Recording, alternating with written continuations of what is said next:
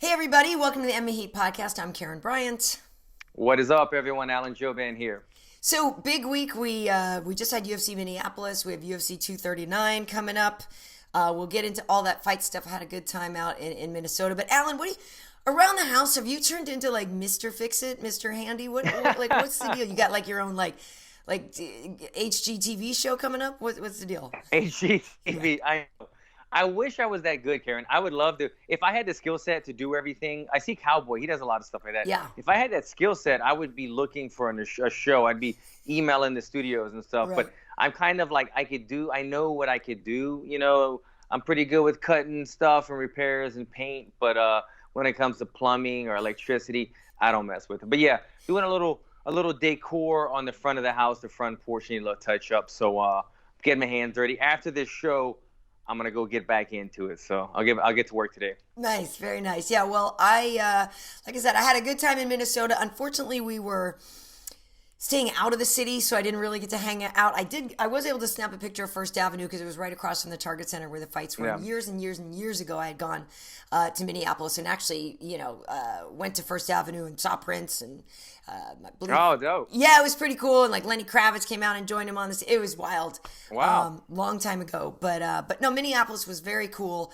Yeah, it was a good trip. It was a good trip. How about Bruce Buffer's jacket that night? Right, his purple cigar jacket. Totally. He was on point. I wonder what he does with all that. By the way, can you imagine buying pretty much a new tuxedo coat every single show that you've done for the last 15, 20 years? Yeah, I don't know. It's funny because I literally had that conversation at work because we were wondering like, how many coats do you think he has, or like, does he label when he wears them? Because I know, sometimes at Fox if I wore something, then they put it in the back of the closet and you put the date on it that you'd wear it, and so you don't want to wear things too close together. Oh yes. So I don't know if Buff like has a whole closet of them, or if he just sort of like rents them, or who knows what he does, like, or maybe people send them to him, like maybe designers send them. I don't know.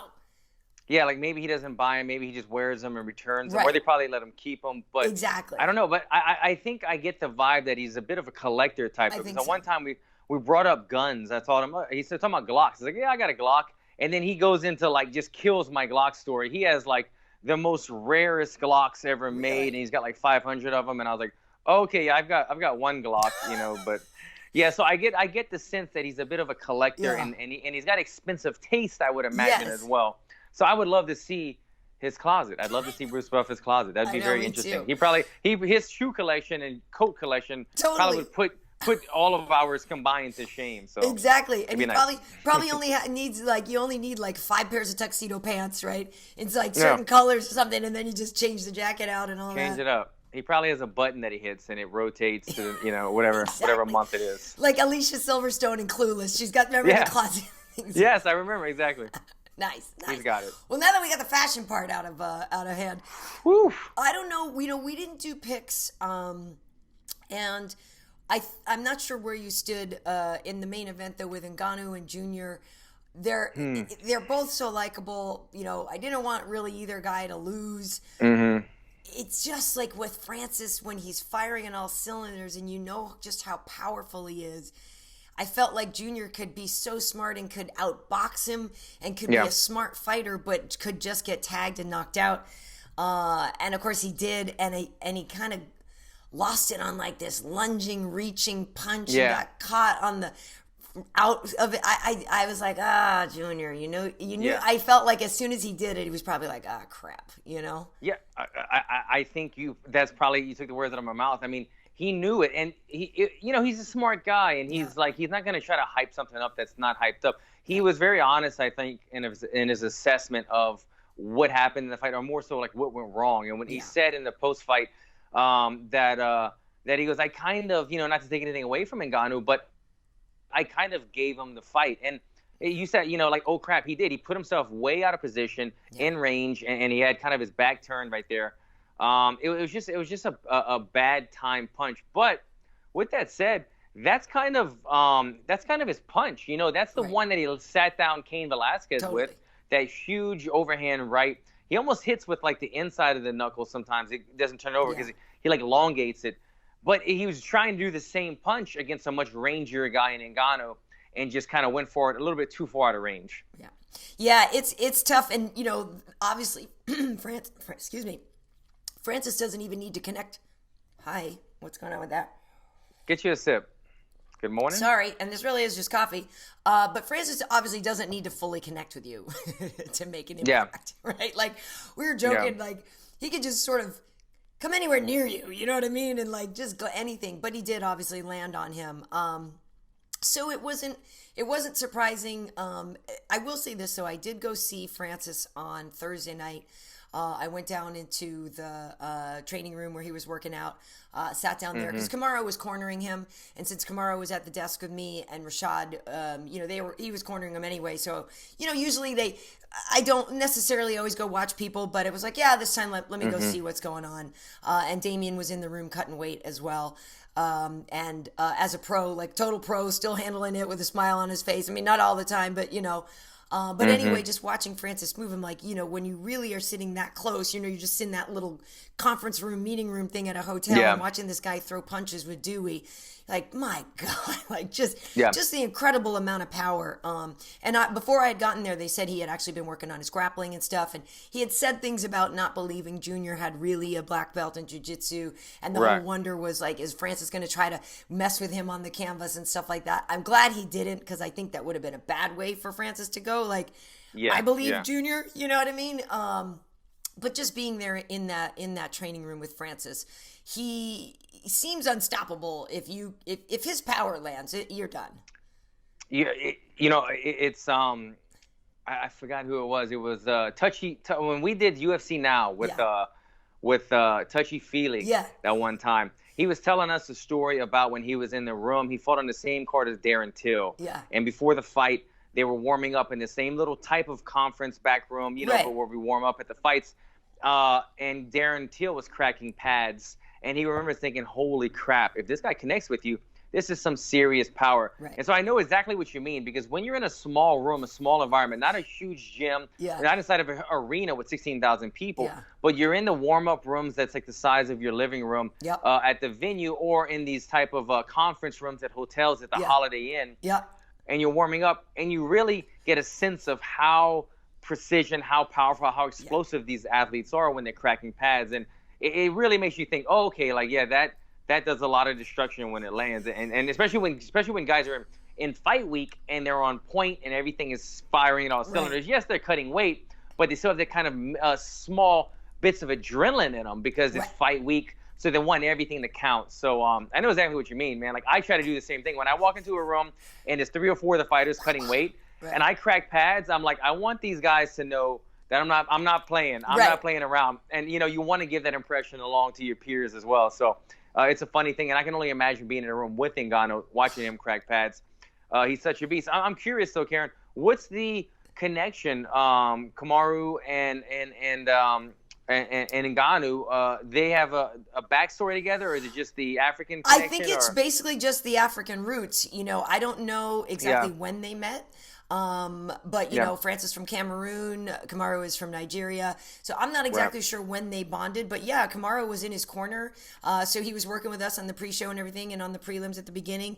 And then I forget after which fight it was. Oh, it was right like when the main card started, when we went down for our dinner break. Kamaru got changed, and it was funny because he's in his suit and everything, and then he gets changed and he's just in his shorts because we were about to eat dinner. And I remember, and I'm laughing because I thought he was just like changing his clothes to eat. You know how some people like take their pants off to go to the bathroom? You know what I mean? Like, I totally forgot he was going to be cornered. And I was like, all right, my man's like ready to throw down. Apparently he's like a messy eater. I don't know why you change your clothes. And I was like, oh yeah, duh.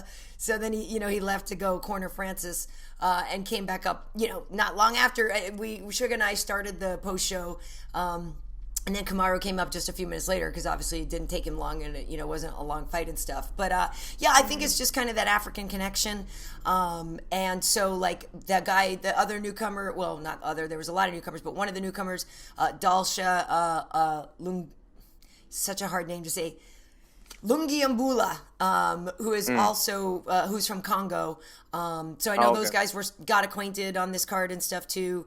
So I think it was really just sort of more of the African bonding initially that got them to be friends. Yeah. I was wondering that when I saw him come out, but I figured that's what it was. I figured they were just kind of supporting each other. There's the kind of that push right now with the African fighters having a lot of success. And I got to say, man, Usman, for a welterweight, he was holding his own in size against Ngannou. Man, Usman looks huge right now, man. He was like, his guns were like, almost as big as mine, but they're almost. He's pretty good, but not that good. But yeah, no, he was. I saw him cornering, and he was like his arms were popping out of his sleeves and everything. I was like, damn, what is he walking around at 215 right now? He looks huge. Yeah, I don't know, because it's funny because he's kind of like narrow hipped, but big up top. And it's funny too when you look at the pictures of us at the desk, right? Because Kamaru is like 6 feet tall or 6'1" maybe. Mm-hmm. So when you see him standing there like with Rashad and me, I'm 5'8", but when I have heels on, a little taller. But then Francis is there and he's massive. And then, so it really kind of puts some things into perspective, because if you already thought that, Rashad or Kamaru was tall or big or whatever, and then you look like, holy crap, right? So Francis is there. But then the other thing, people were like, wait a minute. They were like, okay, right now, Kamaru looks bigger than Rashad, and Rashad used to fight at heavyweight. They were like, what? Because at one point I'm like, dude, not for nothing. You pretty glad you're done fighting right now? Because, like, if Francis walked in, obviously Rashad went down to 85 and all this stuff, but like at one point was fighting in those divisions, and you're like, dude, no way, what? Yeah, and 100%. I mean, he was fighting, what was that guy's name? Brad something, the big country white guy? Right, because he won the Ultimate Fighter as a heavyweight. Yeah. I forgot the guy's name. And that guy, but he didn't move like Ngannou. He didn't hit like Ngannou. He was just a big boy, a big country-fed boy that he fought. But yeah, exactly. If Rashad was still, even 205 is a mean division. You know what I mean? So, he's good at 85, even though he's retired now. Exactly, yeah, and he's way more lean now. Like, he's vegan. He doesn't eat, like, drink and stuff like that. So, like, Rashad is like, lean and mean at these days. And we were joking that, like, he's a welterweight. Yeah. Yeah. But anyways, so Francis wants the next title shot. And, obviously DC and Stipe are fighting each other. And I asked him, sort of what would, like, we don't know who's going to win that fight, but let's say it's for the title. But would you rather, be fighting for the title and try to avenge a loss to Stipe? Or would you rather be fighting for the title against the former double champion, a total GOAT, legend like DC and stuff? And so both of those fights were appealing to him. He did say he would love to fight DC before he retires, but he is inspired to try to get that rematch with Stipe. So I don't know which fight you would rather see. Yeah, I don't know. This is a tough one. We have to see what happens, obviously, when they do rematch with Stipe and DC. Right. But when I try to think about it, when I analyze how would Ngannou fare against either man, my gut tells me that the DC fight. Let me reword that. The Stipe fight would be the harder fight. I almost said the DC fight would be the easier fight, and that would not be good to say. I don't want to use the word easy with any of these guys. DC, obviously, one of the best fighters we've seen. Right. But when we talk about the size and explosiveness and power, I think that Stipe is the bigger man, obviously, and so he matches up better with Ngannou. Yes, DC is the better wrestler, but Stipe's got the wrestling. He's already showed that he can out-wrestle Ngannou. Right. And his MMA wrestling is black belt level when it comes to getting the job done, taking guys down. When he needs to take someone down in the UFC, he has almost always taken them down. So that should not be an issue.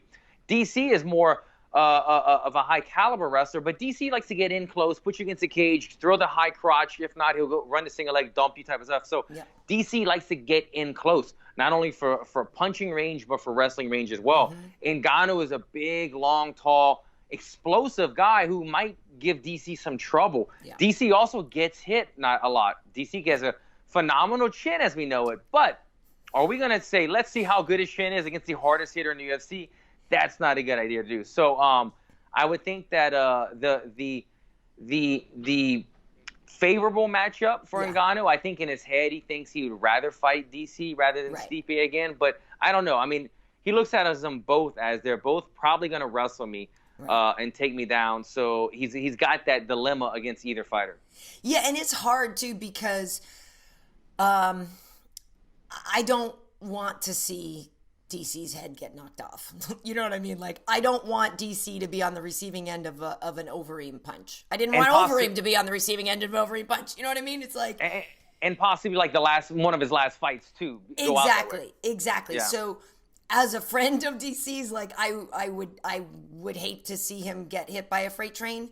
But you know, we've seen that DC with that body type, like he can handle himself in there, right? I mean, and he lifted up Josh Barnett as a heavyweight before and threw him around. So, you know, partly you think, okay, well, maybe Francis would be too big and this and that, but DC has proven that he can hang with really big dudes and still have his way. And with obviously that wrestling prowess and that bigger body, you know, in the middle, like he could be very effective against Francis.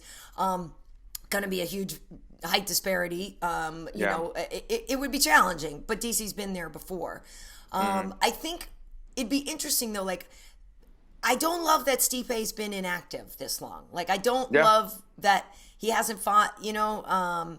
So I don't even know how it's going to go against DC. Do you know what I mean? Like, I don't know, but I feel like when Francis and Stipe fought, you saw that athleticism of Stipe and Francis, like, and we know he can do that to him again. And I feel like Stipe would probably be inspired, like, look, I did it to you once, I'll just do it again.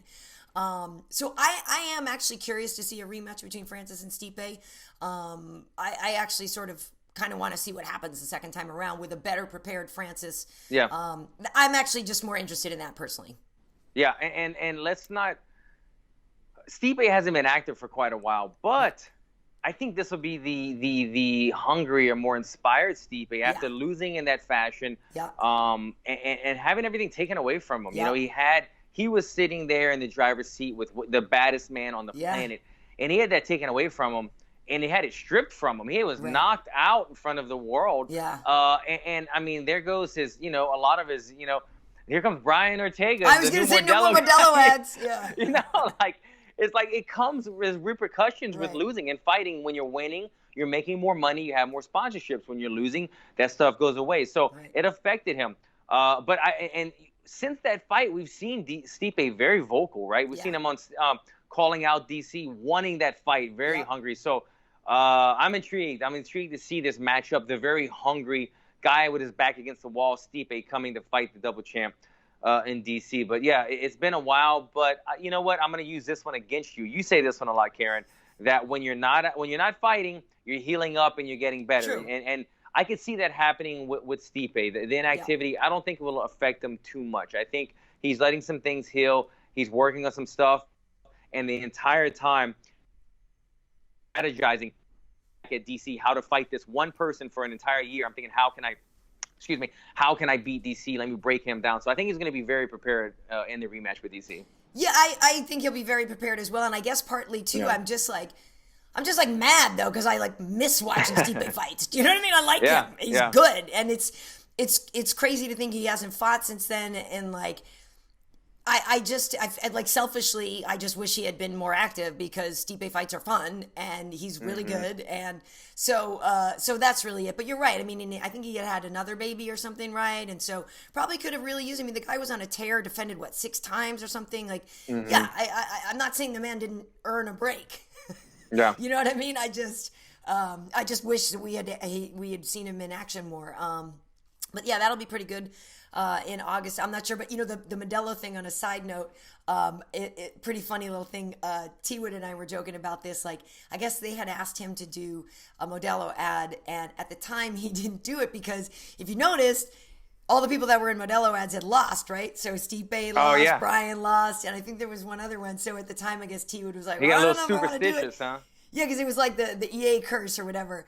But then T-Wood's like, he lost anyway, so he's like, damn, I should have gotten the money. Yeah, why would you? Yeah, I would have done it. I don't know if I believe in the curses. It's like, take the money and run. You take the money, whatever happens is gonna happen. But that's funny that he got a little superstitious. Yeah. I would take it. Well, and also Francis broke the Drake curse, because Francis walked out to God's plan. So. Yeah, true. Well, listen. Right before that main event, we had the biggest guys, obviously the heavyweights. Then we went right down to the flyweights for the co-main event. Joseph Benavidez, Joe B. Kenobi, Joe Jitsu looked freaking awesome in that finish. Had to, worry. Like, at first he said it was his left eye. So at first he thought it was like like the thumbnail had gotten in his eye, and he kind of thought it was more of an eye thing. But it actually was a cut, over his eye and stuff. So he did have to deal with some blood. But, you know, I kind of had a couple of tough spots, but Joseph is so good in the scramble. Like, you know, that's why I really like flyweights anyway, just because they stay so active and the pace is so good. And you just get all these amazing transitions and like, oh, shoot, who's coming out in the advantageous position? And Joe seems to really be good at finding a way to come out of scrambles in a good setup. But what a great finish for him, you know, getting that finish. And people were like, he looked like Maxi Baby out there, just lighting him up at the end. I thought that was awesome. That was one of the best fights I've ever seen out of Joe, to be honest. Because he also had to deal with adversity. Like you said, he had that cut on his eye. I think that was affecting him a lot. You could see him pawing at it, wiping it away, and it was taking him out of the fight. He was having to circle and kind of get himself back together, and it was giving his opponent confidence. It was taking his momentum away, the cut, even if it wasn't really affecting him too much, like by blinding him, affecting him. It was taking his momentum away. And so he went back to the corner. He dealt with it. He assessed it. He came back, and he looks phenomenal, man. I mean, on that finish, he was so aggressive.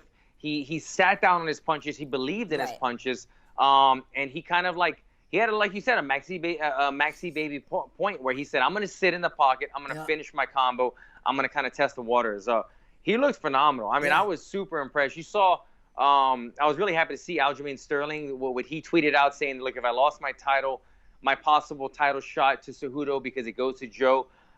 He's a legend in the game, and I wouldn't be mad at it. And I think that's kind of I think that's how a lot of people kind of felt as well. I thought Joe looked phenomenal. I saw an interview as well that Joe did where he was kind of, he got a little bit emotional. He was talking about kind of he would love to win the belt. Now it's kind of just the belt, but he would love to win it, to walk back and to go, you know, embrace his wife with Megan. You know, having her work there and everything. And so to see him perform that way and to actually see the picture of them embracing afterward and everything, I was really happy for the guy. He's been in the sport for a very long time. He's always come up just a little bit short from that title. We know he's competed for the title quite a few times. But at whatever his age is now, I feel like this is the best Joe that we've seen yet. Yeah, he's doing great. He's 34. 34, got time. Yeah, 34, and that was his 28th victory. He's 28-5 now. I agree with everything you said there. What I love too was that Joe, because you know he has already beaten Henry Cejudo, so that rematch is intriguing. I love what he said in the interview in the octagon. He said, "This is the division I'm fighting in all my life, the division I'm fighting for." You know what I mean? Really passionate about wanting to, carry the mantle for the division. And I guess Dana was saying for both Joe and for Francis, like he wasn't 100% sure yet about committing to those guys getting the next title shots. I actually hadn't seen Aljo's tweet, but that is really cool. I love that respect there. He was respectful. He was very respectful. That's really cool. I do think, you know, Joe earned it and stuff, but it's going to take a minute, right? Because we don't know, you know, Henry's going to be out for a while. He might be able to fight by the end of the year, but we don't really know. But Joe said he would sit and wait for that title shot. You know, look he was coming into this fight, they had him ranked at number 2 and they had Jussier at number 1. You know, sometimes the numbers are whatever. But like Joe's the top of the pecking order. It's like and it's tough, right? Because a lot of people think like he's the second best. You know, when Mighty Mouse was here, he's the second best flyweight we have. You know, and that's a tough position to be in. But knowing that he has already beaten Cejudo before, that is a compelling rematch. I do think the only current UFC fighter with a win over him at the moment. But sitting and waiting, I'm not saying it's a bad move, but it just, oh man, that could be hard. A long wait. Like you said, he had some surgery done. Well, Henry did. So Henry's going to be out for a little while because I think it was his shoulder surgery. I think it was, right? Yeah. Henry had to have some work done, so he might be out for a while. Plus, Henry's at this point right now where you can't blame the guy. He's really calling his own shots. He's got the double champ thing going. He's got the gold medal. He's testing the water in the boxing ring, calling out boxers. He's kind of just seeing wherever the money is. He's being very upfront about it. He's like, look, sorry, I lost you guys there. He's being very upfront about it, saying, look, I'm just here. Show me the money. I want the money fights. I want the biggest fights. So Joe is, as we know, the most deserving guy. Is Joe the most money fight? Probably not. There's probably some other intriguing fights that would be more fan-friendly, or not fan-friendly, because that's a very fan-friendly. These guys are going to throw. For sure. But looking for the big names, I feel like Cejudo's really going to test the waters before he goes and takes a tough fight against a guy that he's already lost to. So we'll see what happens. But it sucks that might be something that's going to be put on hold for a very long time. Yeah, it could be. But it was funny, you bring up Megan and Joe, so, she's obviously very stressed out at work. And so all day long, we're just like, he's going to be fine. He's going to be fine. He's going to win. He's going to do great. He's going to be great, because that is very stressful to be there, Obviously, he's fighting. And so I don't know if she actually, watches the whole thing. I guess she kind of is pacing. Mm-hmm. I was up at the desk. And so I don't know if she was actually really watching backstage or not. But, the whole day, just kind of stressing. So you have to just keep during the day, oh, no. He'll be fine. Just like, okay, thanks. And what a sense of relief, afterwards. And so for us, Joe feels like part of the family there. You know what I mean? And so everybody was really, not that anybody's anti-Jussier Formiga, you know what I mean? Yeah. But there was definitely a communal sense of let's go, Joe, let's get it done. So really good performance for him. I was excited to see my buddy Damian Maia get a win. It's crazy to me that he's still doing it at 41. Now he's got a couple of back-to-back wins again. He beat Lyman Good, and now he beat Rocco Martin after having a tough go of it. So it is possible to turn things around in the UFC. And it's just, to me, when you watch somebody like Damian, who is such a true master, he's now in second place for his second most wins in UFC history. Cowboy has 23, Damian has 21 wins in UFC. Wow. Which is really impressive. Rocco had a great third round, but I thought it was a very clear 2-1 Damian Maia win. And the fact that it then came up as a majority decision, somebody saw it as a draw. I didn't see Rocco winning 2 rounds. I saw Damian winning 2-1. And Rocco surged in the end because he was able to keep it on the feet. But that seemed strange to me that it was a majority decision. I agree. I had it. I thought Damian did enough to get, and he does what he does. He strikes with you just long enough to get the takedown. And people, when you fighting Damian, you're sprawl ready. You could see Rocco making those adjustments, lowering his levels, preparing for the sprawl. But the thing that's hard to do is the chain wrestling. And even though Rocco Martin is a wrestler, and he says he thinks he's one of the best grapplers in the welterweight division, I would have to argue that he's a very good one. But I would have to argue that he's in that elite category within the welterweight division. There's so many good wrestlers in the welterweight division. But Damian Maia chain wrestles. He shoots on you, and he'll try to grab the single leg. He'll even just do the Hail Mary. He'll pull guard. He'll pull half guard, which I think we saw a couple times. He just wants to get you on the ground, get his hands on you, and he'll work from there. He'll work a heel hook for you to jump out of there, and then he'll get the transition from it. But he does what he does so very well. Like you said, 21 victories is phenomenal in the UFC. He's a tough fight for anyone. 41 years old, though. That's very impressive. I don't think he has much longer. I saw somewhere that he might be, his next fight could be his last fight. Right.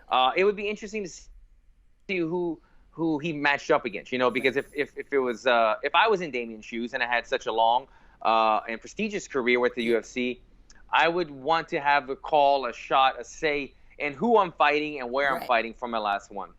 Yeah, I forget he actually did mention somebody's name, I thought, after the press conference for something, but now I don't remember who it was that he said. But I wonder if he would want a rematch with somebody. You know what I mean? There's probably some rematches. Yeah, I think it might have been. That's too bad. I can't remember who it was, but yeah, and it's interesting too because there was a stand-up at one point in that fight.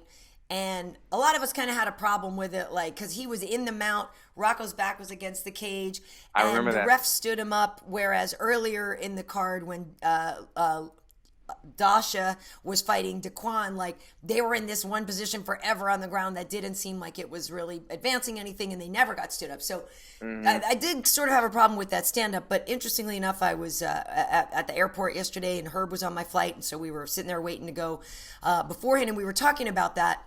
And Herb wasn't reffing that fight, but he actually had a pretty good defense of it. And he's like, well, the thing about it is they were in that position, and, where Damian was, you could tell that was kind of a position where he was sort of resting and regrouping. There wasn't necessarily, he's like, I had to look at it. When you think about a stand-up, can a fight-ending sequence be initiated from this position or whatever? And he said what Damian was doing, it didn't look like he was going to be able to finish anything from there. And I said, well, but what if he sat there and kind of softened up Rocco's head and was able to then get a choke? He said, yeah, but based on the angle and the positioning, there really wasn't going to be much he could do to really land power anyway. And, so Herb really was sort of defending the judge's call on that one because he didn't think a fight-ending sequence could come from there. Yeah. I don't know who the ref was on that one. I don't remember seeing who it was. So I don't know if that's what was playing out in their head. Hopefully so. Hopefully all of these referees are on that level where they're playing out in their head like a commentator, like an analyst. If we're commentating a fight, we need to not only be letting the audience know what's happening now, but what could be happening, and what advance could be happening. And hopefully the referees are educated enough to do that as well, because like you said, fight-ending sequence, that's the word right there. If somebody's doing something, and are they really trying to finish this fight? Because if they're not trying to or able to, if they're not in a position to finish a fight, but they are in a position to kind of hold you down but not do much damage, and is the damage sufficient enough to cause a fight-ending sequence, that's when I don't mind stand-ups. Bodie, what's up here? He's like on the fireplace right here. Oh, hi, Puppy. Hey, what's up, Bo? So, yeah, man, you want to get in on the podcast, you got in on it. Congratulations. He's a surfer now, too, apparently, right? A paddleboarder? Yeah, I took him paddleboarding. His first time ever seeing water. Came out of the rescue. Now he's surfing with his pops, with his old man. So, I love it. Yeah, that was fun. But yeah, good. I like that insight that you just gave us about and what Dean or most referees should be thinking. Fight-ending sequence. That's what they got to be looking for when there's something that the crowd might be booing, but the referee's seeing something else. Yep, absolutely. Well, happy for Damian there. And then before that one, so Roosevelt Roberts and Vinc Pichel. Roosevelt has a decent amount of buzz. He came off of Dana White's Contender Series. Yeah. He just fought in April, got a win there. Vinc Pichel hadn't fought since last June. But I thought that was a good fight for Roosevelt, even though he lost. I think it's a really important fight for him. I think he's only going to just grow from here. You kind of saw that, Vinc had like that veteran mindset in there and knew how to kind of make, pull some more tricks out of his bag. I think, Roosevelt needs some work on the ground. Yeah, 100%. I saw Vinc before the fight. Vinc is somebody I know. He lives in my area. And so Vinc was saying in an interview, he goes, I don't know what he was thinking taking this fight against me. Like, pretty much Vinc is very confident in his striking, confident in his power, striker. Confident in his toughness as well. Right. But going into that fight, you saw Vinc taking some stiff jabs, and his opponent had the range on him. It was very slick, very surprisingly good on the feet. He had me kind of shocked right there. And I think Vinc went back to the corner after that first round and said, you know what, man? I'm going to have to swallow my pride on this one and make that strategic adjustment and just take the guy down. Just beat him up, find the areas, find the holes, like you said, in the grappling, that I could have that advantage from his veteran experience, and just make it happen. It's not going to be a highlight reel type fight for Vinc. It's one of those fights, you get the job done, you continue with the W, you go on and have a knockout on your next one. So smart move from him. I was telling you before the show, I was like, it's something that I wish I would have made an adjustment in my last fight, where I was still thinking, I'm going to knock this guy out or whatever, but you know what? I should just do the strategic move and initiate the grappling earlier. He did a very smart thing by changing the rhythm of the fight, taking it down, because his opponent, I'm forgetting his name. What was his name again? Roosevelt Roberts. He looks very good, very smooth on his feet. Good. And he's a tall guy. He's a tall, rangy guy at that division. So he should have a lot of success. This is one of those fights that you learn, you go back, you go, okay, these crafty veterans, when you're going to start picking them apart because you're longer, you're taller, you're faster, you're smooth on the feet, they're going to shoot in on you. They're going to try to hold you down and take you down and just kill this momentum. He's going to use that and say, okay, these are the positions I want to work on to give myself that advantageous position to stay on the feet where I can strike away. So he'll get better from this fight. It's early in his career, in his UFC career, to make a lot of adjustments. So he'll be fine. Absolutely. And nice kid, too, Roosevelt. Real nice kid. Yeah. Good to know. Okay, dude. Dober. Oh, yeah. We Dober were like, good, the Dober man came out. My God, he just came out. And I thought he was going to win that fight anyway. But he looked awesome. He had said before that fight with Beneil a few months back, even though he lost, even got submitted by Beneil. Beneil submits a lot of people. That Drew was saying he took a lot of positive things away from that and like really felt good about a lot of things he was doing there. And he just came out on fire and just lit him up. I thought that was a wonderful performance from Drew. And then afterwards, he called out Paul Felder, who was working the fight. Oh, did he? Yeah, he's working the fight. And then I was like, dang, like that'd be pretty entertaining. I know Felder's, looking to climb the rankings and the whole thing. Right. Paul calling out Gaethje, and Gaethje didn't want to fight the lower guy. And also, I know, so Paul's kind of like, well, whatever. But that would be an entertaining fight. But Drew just looked like a beast. I like that fight a lot. I like that fight a lot against Dober and Paul Felder. I know, like you said, number-wise, it may not make that much sense, but talk about a fun fight. And maybe Dober sees something striking for striking-wise that he has the advantage in that fight. But Doberman, I like how you said it, Doberman looked good in the fight, man. He was able to find his range right away, it seemed like. And once he found his range, he seemed very confident. He seemed like, I'll take your punch and I'll give you my punch and we'll see what happens. I'll take that gamble. I'll take that risk, and I'm pretty sure it's going to pay off for me. And yeah, he just looked confident. He was just like, right when you find your range, you're like, okay, I'm just going to keep putting them out there and one of these is going to land. And everything started landing after that. He looked really good, really confident. I don't think he took a lot of damage in that fight either. So he could have a quick turnaround. I don't know what's in the future so far for Paul Felder. But even if that fight doesn't happen, if I was Paul Felder, if I was Drew Dober, I would take this win. If I go back there and I get checked out by the doctor and there's nothing wrong, my foot's not broken, my hand's not swollen, man, go jump on another card, man, and the healthy body and turn it right around into another victory. Yeah, I feel like he probably could fight very quickly again, too. So I agree with you on that one. We started the night off on the main card anyway. Alonzo Menefield versus Paul Craig. And Alonzo was on Dana White's Contender Series. He's a find from there. Paul is one of those guys he's actually been won a few in a row. But Paul is one of those guys who... he's got really late finishes. I think he has the latest finishes in the like maybe in the whole UFC, if not just in the division. He's gotten submissions at like 4:59 or 4:58 of the third round. He's a guy that actually can be really tough to get out of there at times.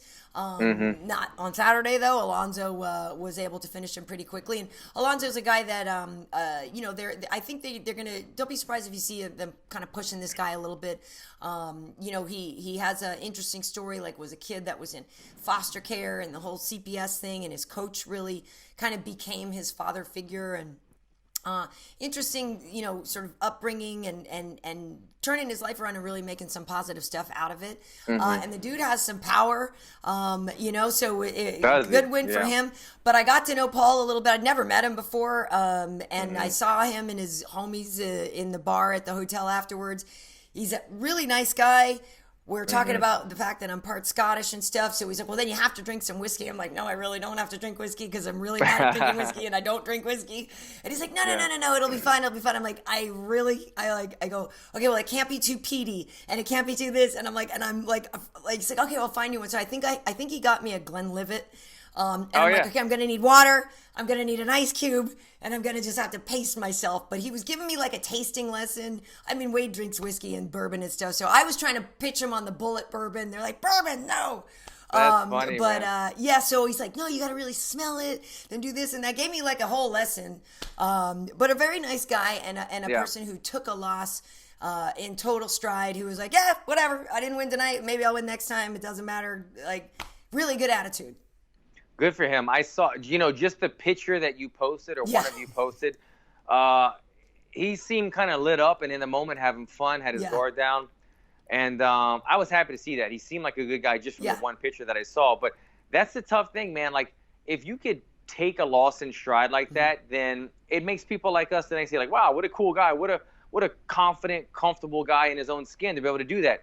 But that is not easy. And it's like, honestly, deep down inside, it's like you're dying inside, and you just have to go out and put on that brave face and be there and just kind of try to say, you know what, man, a loss is a loss. And you go and hide and cry yourself to sleep in the bathroom when you get back to your hotel room. And that's all the difference is. Everybody still takes a loss. Most people take a loss about the same way, where you have to have your moment. Some people take 2 hours, some people take 2 weeks, but you still have to have your moment. It's about, are you going to have your moment in front of everybody, or are you going to have your moment in the privacy of your own home or something? But I got a little too deep into that. But a lot of people that take a loss, especially the way he did, he got TKO'd or KO'd in that fight, and they don't want to show their face. He shows up at the hotel bar and is having drinks with everybody. So good for him, man. Kudos to him on that one. His opponent, though, man, Menifield, Curtis. Alonzo Menefield. Alonzo Menefield. Sorry, he's one to watch. Yeah. He is. He's impressive.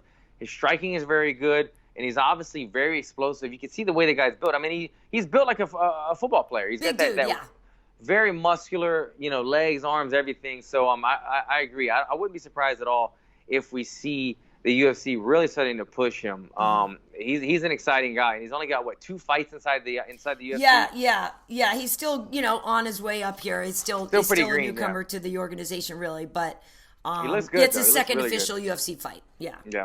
But yeah, big for him. But speaking of football players, ya boy Eryk Anders got back on the winning track, dude. What a knockout! I thought that was an awesome knockout. I know some people were online complaining that they thought, it was a late stoppage or something. That was another one that I was talking to Herb about. I was like, I don't know that it didn't seem late to me. Like, it seemed like, he sat him down with the one, followed up with enough stuff to make sure that his job was done. I mean, Vinicius Mojeda was out for a while, which you never want to see. He was on the canvas for a while after the fight, but I didn't think that was egregious. I didn't think Eryk is the type to throw extra punches anyway. I was okay with it. I mean, it was a bad knockout, but I didn't think it was a late stop. Well, I'm on the fence about that one. I don't think that it was intentionally from aggression or from a bad place. But yes, 2 of those shots probably could have gone without. They were maybe not necessary. Yeah, you know what I mean? It's like when you put the baby to sleep and you gave him a couple extra spoons of rum. They were already asleep. The baby's not going to wake up for like 9 hours now. He was sleeping. And a couple of those shots came in pretty hard. But that's him. Eryk Anders is he's a powerful guy. He brings that football player mentality. He's going to hit the hole. He's going to hit the hole with everything he has. And when he gets you hurt, he's going to continue on until the ref pulls him away. They weren't with bad intentions. The guys seemed to have a really good rapport with one another at the weigh-ins. They were taking selfies together. It was pretty funny. But it was a bit of a let's do the Eryk Anders show type of fight. His opponent was a bit of a jiu-jitsu guy. He didn't seem very comfortable at all on the feet. And though Eryk Anders is not really known for his jiu-jitsu, he's an explosive athlete, and he's a football player. So he knows body contact, and he knows how to explode off of it. He's not an easy guy to take down by any means. If you have a guy that's athletic and can stay on his feet and throws haymakers, not a good matchup for his opponent, a very good matchup for Eryk Anders, but a fight that he kind of needed, coming off of his last fight where he's coming off of a loss. He had getting 3 back in a row. Here, 3 losses in a row. 3 in a row. That's insane because Eryk Anders is a guy main eventing against Lyoto Machida, a guy that they were throwing in there. When we need a last-minute tough guy that will perform, Eryk Anders is on the short list. Call Eryk Anders. Coming off of a couple losses, this was a fight I think the UFC wanted to kind of get him going again.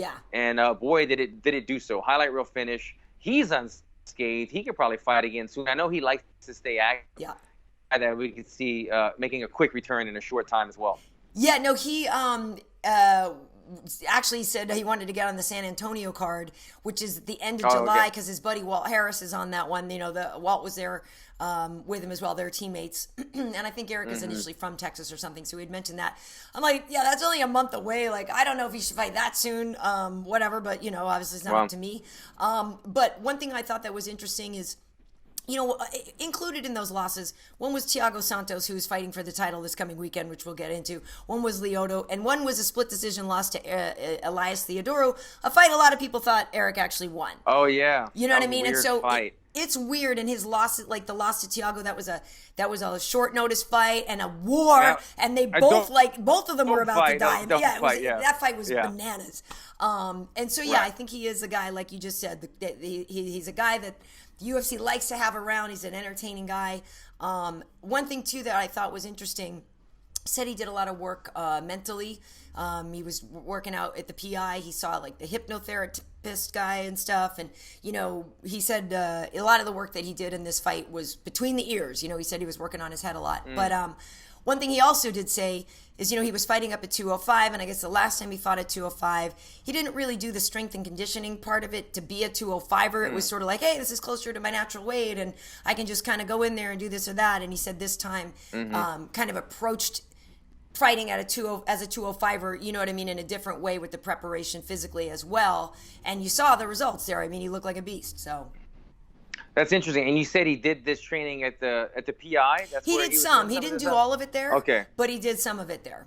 Well, a great place to at least go, though, because you go to the PI and they're so advanced with everything that they'll go and they'll just, they'll check your body weight. They'll talk to you about your goals and they'll assess everything. And they'll give you a strategy. They'll give you a plan and a blueprint on how you need to peak, to perform, and to get the best out of your body. And so he probably went there and did that and then took that blueprint and if he had to leave, applied it to his training elsewhere. So he looks phenomenal. I mean, you never could tell. Sometimes you do some training, you do some new strength and conditioning. It does pay off. It doesn't pay off. Obviously, we've seen with Ngannou one time it didn't happen. Right. We've seen with Conor McGregor, he's running with gas masks in a hyperbaric chamber. He's still gassed in the Mayweather fight. You're right. But sometimes you hit it right and sometimes you get it right. And he seemed to get it right in this fight. He looked phenomenal. Yeah, happy for your boy. That was a good one. Also, so I'd mentioned there before that, there was that newcomer, Dalcha Lungiambula. He's Didn't see that. Yeah, he's was the heavyweight and light heavyweight champ over at EFC Africa. So he came over and he was supposed to fight Justin Ledet. Justin was out, so this newcomer, Daquan Townsend, came in, who actually Rashad is known forever. I guess they started together, had the same coach and stuff. So, but that Dalcha guy, that guy is very powerful.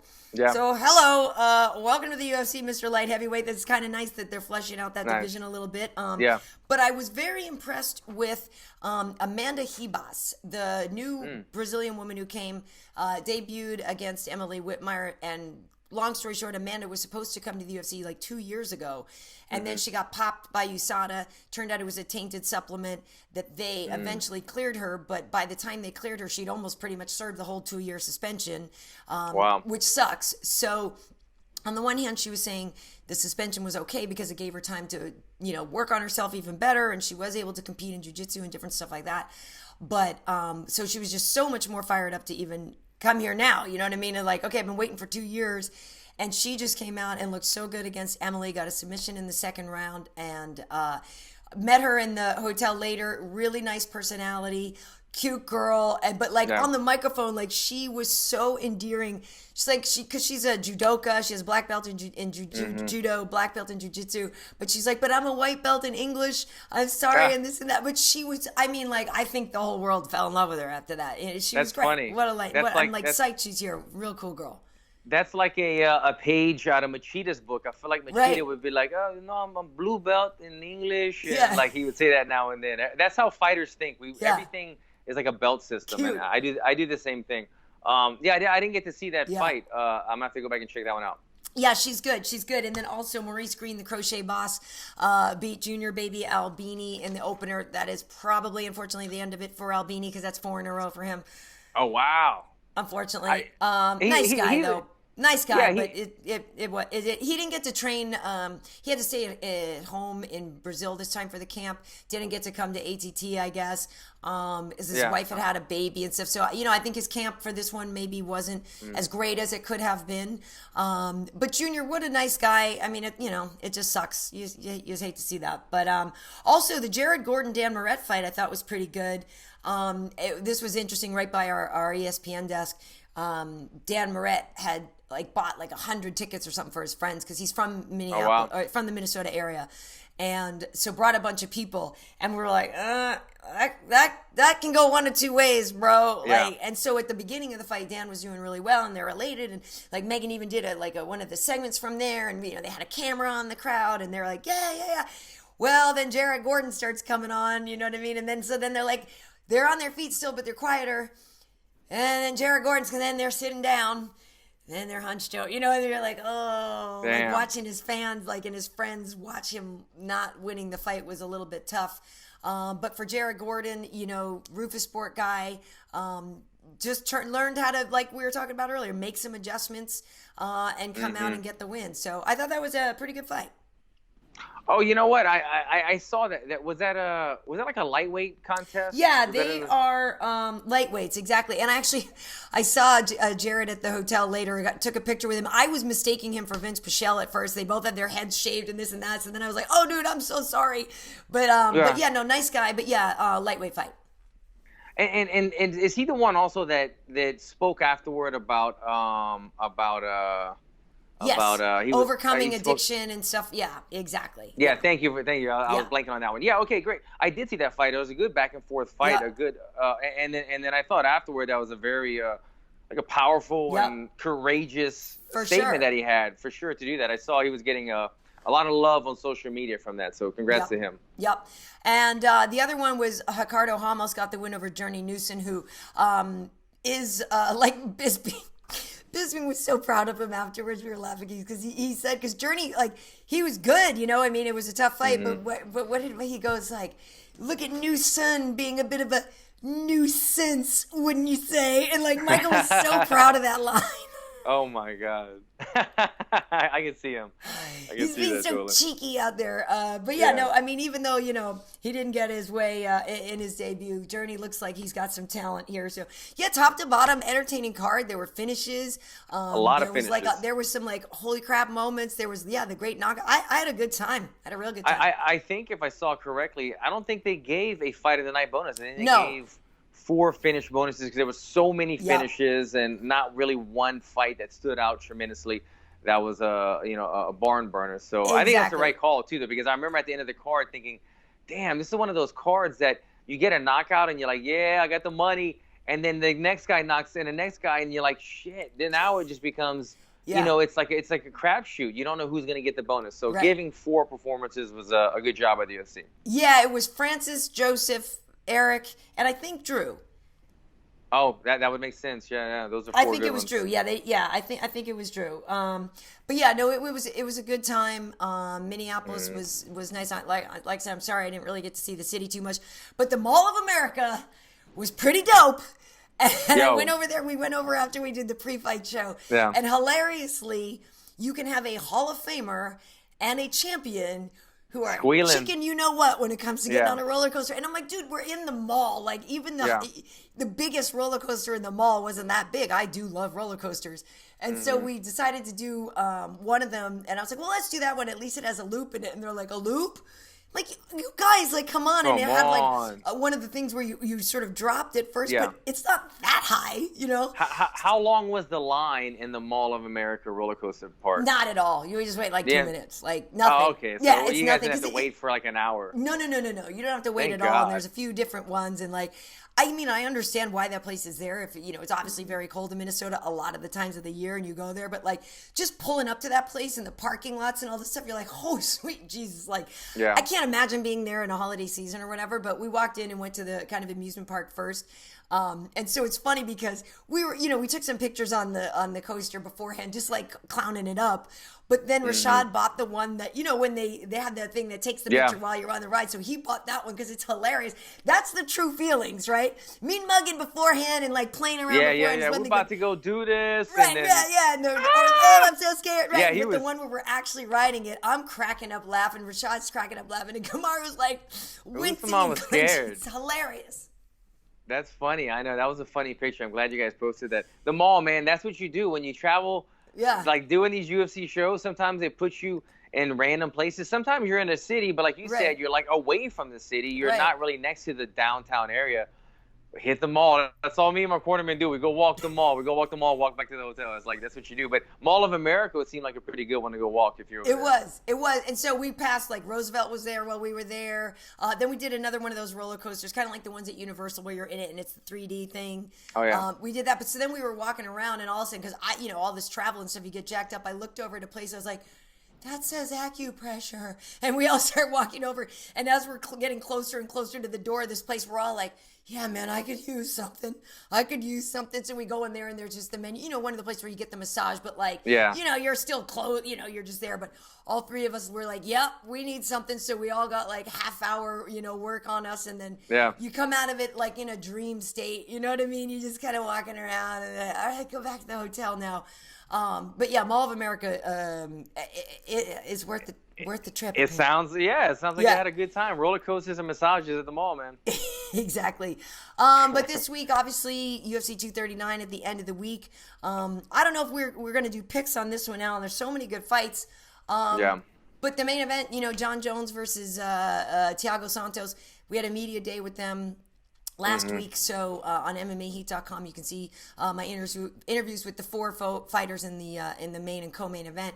But I'm curious what your take is on John and Thiago, because for me, I don't want Thiago to change his attitude. Like, you know, he's got that kill or be killed mentality that's gotten him this far.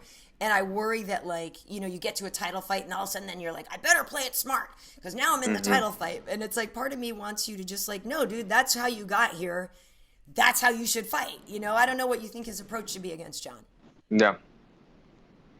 Yeah, I would think it needs to be aggressive because if he's going to play tick for tack or play footwork or range, he's going to lose. If he's going to play grappling, he's going to lose. But if he goes in there aggressive and tries to intimidate John in his own way, because he isn't, you know, I know he's fighting up in weight now. You know, he was at 85 for a minute, and now he is at light heavyweight. But he is an aggressive guy. We all know that. I mean, the guy, when he's in there, he's a scary individual, and he needs to continue that mental approach inside of the octagon against John, because John is just too good, too comfortable everywhere.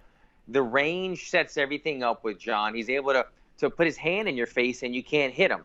And so that allows him to throw long elbows. That allows him to be elusive, to throw those front kicks to your stomach. And right when you start kind of crunching on his stomach, he'll go over the top with the head kick, as we saw in D.C. So John has so many options. So many. I really see the only option for Santos is to come in there aggressive and try to get him out, try to knock him out early. But I'm rooting for him in a way. You know, I like him. I've been a fan of him. I can't say that like we know him that well. I don't feel like there's been that much backstory on him. But as a fighter, he's always a guy that I'm definitely tuned in when he fights. So I'll be rooting for him somewhat in there, but I wouldn't be surprised to see another bit of greatness out of John Jones that night.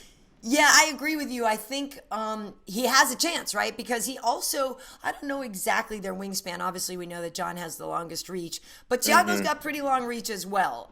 So, I think he'll be able to land on John. But if it goes to the ground, you know, obviously John has such a huge advantage there. You know, we don't really see Thiago do too much work on the ground usually. I feel like that's where, you know, John will definitely have an edge.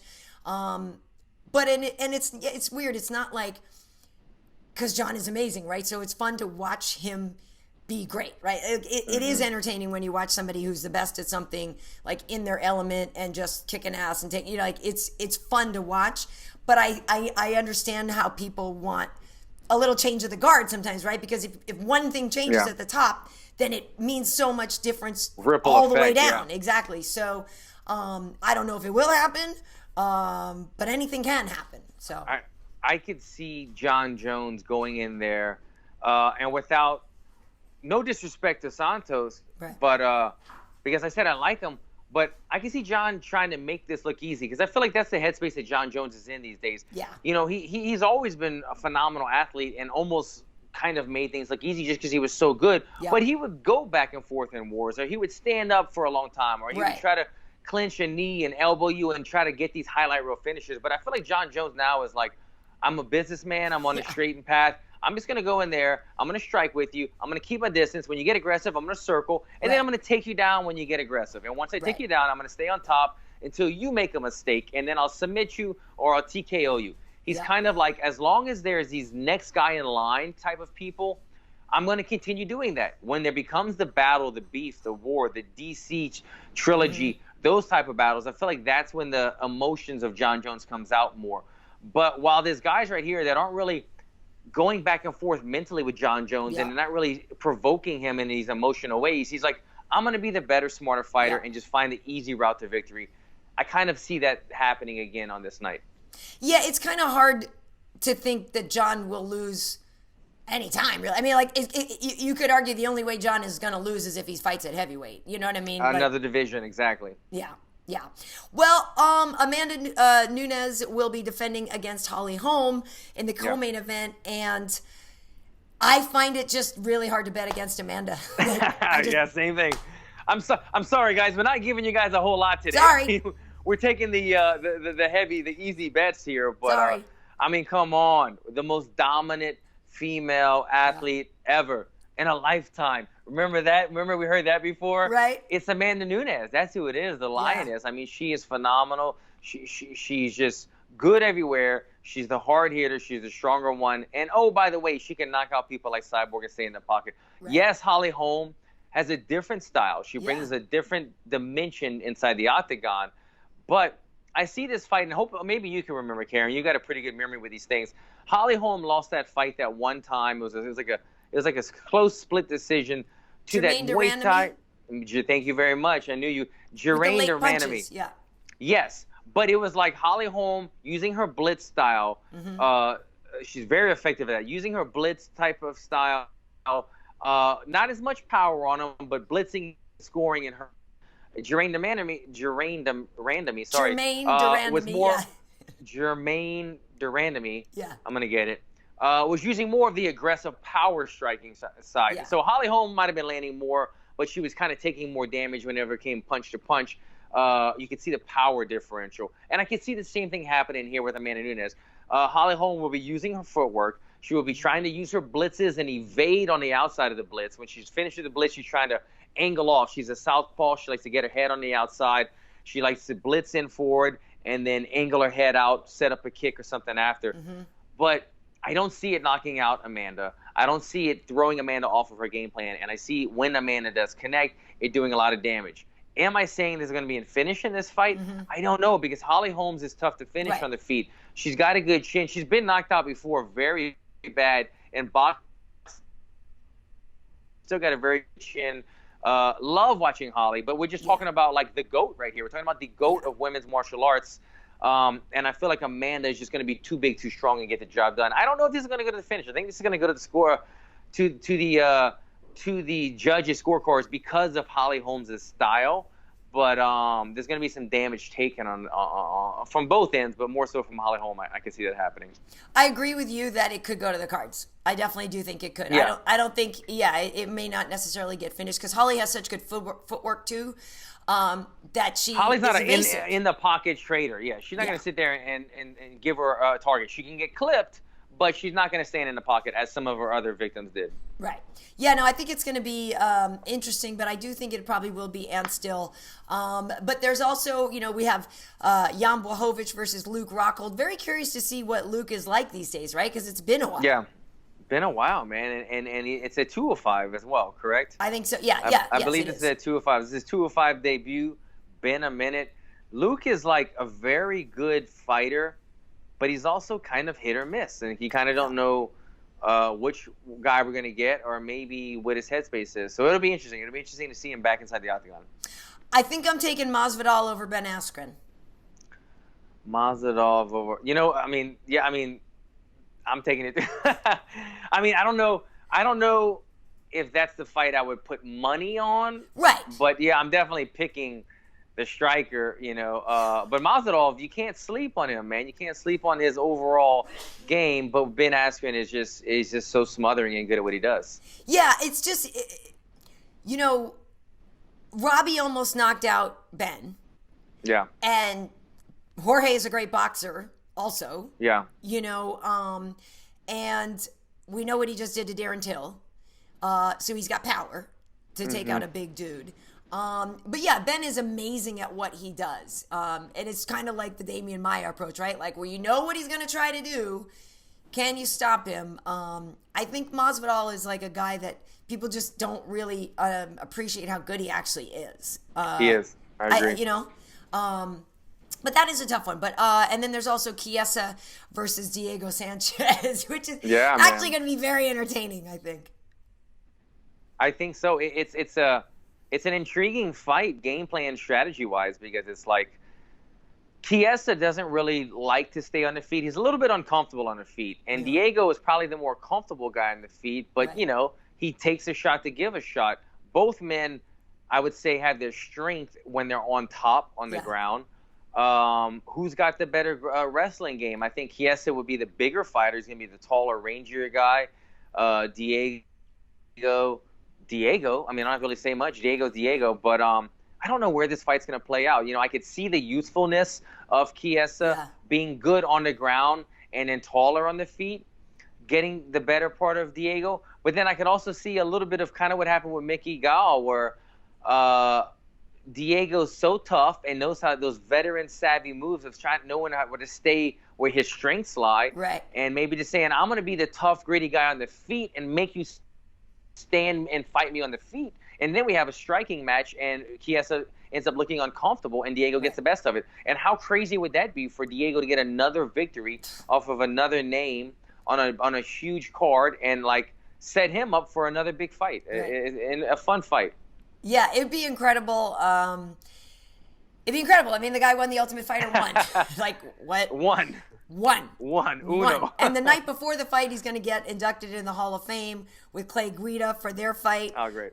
So maybe he'll be totally inspired. Like, yeah, Diego might be. I still want the nightmare, though. You know, we've talked about this before every time he fights. But I want the yes, I like Diego Nightmare Sanchez. Not the dream. Nightmare, baby. We want crazy guy, yes. I want the nightmare. And we were saying beforehand, we think we have a UFC now for this fight card, right? So if we do, we'll put out the teasers and stuff. People should look on Fight Pass for that, because I think we have a UFC now. So Saturday I'll be going up to Portland, Oregon, because on Sunday I'm going to work with Pichel on the Submission Underground, which will be kind of interesting. So that's where I will be this weekend. Are you going to have a fight party, Alan? Where are you going to watch at home again? And I wanted to. I'm cornering my guy Brian Del Rosario fighting. What is it called? Lights Out promotion. No, nice. Lights Out. I can't remember. But here in LA in Burbank, so I'll be cornering my guy. So I'm gonna have my phone. Be one of those nights. I might have to bring headphones as well. So cornering. I'll be multitasking tonight. But nonetheless, I'll be watching some fights. Right. Absolutely. I think your screen froze up here for a second. You still there? Okay. Yeah, you got me? Yeah, but your screen is frozen, but I still can hear you. Oh well. All right. Well, we're going to get wrapped up here anyway. I think it'll come back in a second. It'll come back. Okay. Brian, though, is it a title fight for him? I'm not sure. I don't know. I don't know if it's a title fight for him, but I can't think of the guy's name right now. The football player that ended up buying this promotion. He was supposed to fight in bare Sean knuckle. Merriman. Right. Sean Merriman. Thank you very much. Sean Merriman. Who's gotten into the fight game very recently and doing a lot of stuff. And so this is part of his promotion, and he's helping. He's helping a lot of these regional shows get bigger and better, and so it'll be fun fights that night. Cool. All right, so this is weird that your screen is still frozen here, so maybe we should wrap it up. There you are. You're back. Yeah. Now, okay, am I back? Okay, yeah, yours back. Froze up, but now you're back. Okay. But yeah, no, Sean was actually supposed to fight in bare knuckle boxing, and then there was that weird thing with he's a former football player. I got to know him a little bit over at FS1. Real nice guy, and I know he's been getting in because he was doing something kind of with Bellator too, it looked like, or whatever. But he's got the Lights Out promotions. With Sean. Yeah, no, he's a good dude. Real good dude. Yeah, should be fun. Awesome, cool. All right, well, so like I said, we have 4 of those UFC 239 interviews at MMAHeat.com. We got it with John Jones, Thiago Santos, Amanda Nunes, and Holly Holm. So people can definitely check that out. On Instagram, I'm KB Heat. On Twitter, Karyn Bryant. Social media, everywhere else, YouTube, all that, Karyn Bryant. So thanks for joining us. Alan, where can they find you? Yes, Alan Joban across the board. I keep it easy at Alan Joban. And you know what? When you said that, it reminded me. I believe we did do a UFC now that should be coming on Fight Pass, because I remember us talking about Holly Holm. Right. Because now that she's single, I remember, we're seeing a lot more of her on Instagram, wearing a lot less clothes, a lot more body. So, I think there should be one of those you guys can look out for pretty soon. Yeah, and nobody's complaining about those anyway. Actually, in the interview, we talk about the dance video that she did with Michelle Crowley and stuff. I'm mad at that one. It's fun. All right, folks. Well, thanks for tuning in, and you can always find these as an audio download at MMA.audio as well. Thanks for checking it out. We'll see you next time. Cool. Take care, guys.